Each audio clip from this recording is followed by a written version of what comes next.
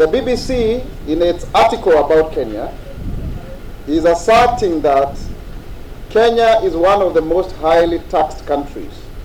Nothing can be further than the truth. Our country taxation is at most 36% compared to countries in the West, including the UK itself, that at times are taxing people over 50% of their income. So that, I think, is a misrepresentation of facts. Number two, the cost of living. You saw the World Bank yesterday release some report of the countries that have the highest inflation in the world, led by Egypt and other countries in Africa, including Rwanda and other jurisdictions. Kenya is not one of them. In fact, our inflation has reduced from 9%, over 9%, to the current 6.8%. Just last month alone, it has reduced from 6.9 to 6.8%. And that tells you our country has got very good fiscal or monetary policy. So that is very, very, very critical. Number three, BBC is trying to assert that when we pay our own taxes, we are actually trying to close down on Kenyan businesses. That's not the truth. We as Kenyans know that when we pay taxes, it is actually for us to be self-reliant. And there are 1,400 Kenyans, young people, who have been given the work of ensuring that they provide for revenue service.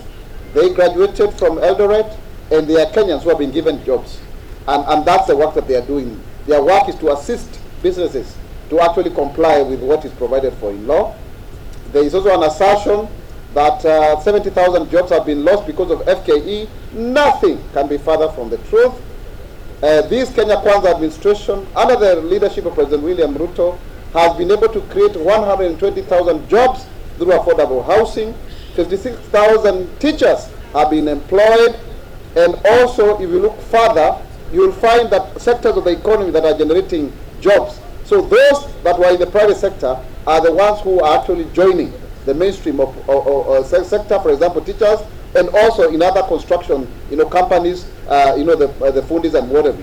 And also 100,000 community health promoters have actually been onboarded, getting a stipend every month. So actually, this government is providing opportunities for people. So it's actually creating more jobs.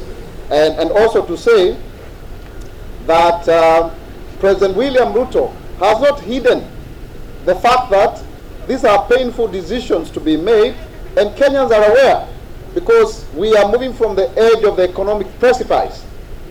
And so, ladies and gentlemen, these are things that were expected. If at all, we have to recalibrate our economy so as to actually spring forward, going to be one of the best economies in the world. In fact, we are rated as the 29th fastest growing economy in the world. There have been assertions that tourists and businesses are leaving Kenya.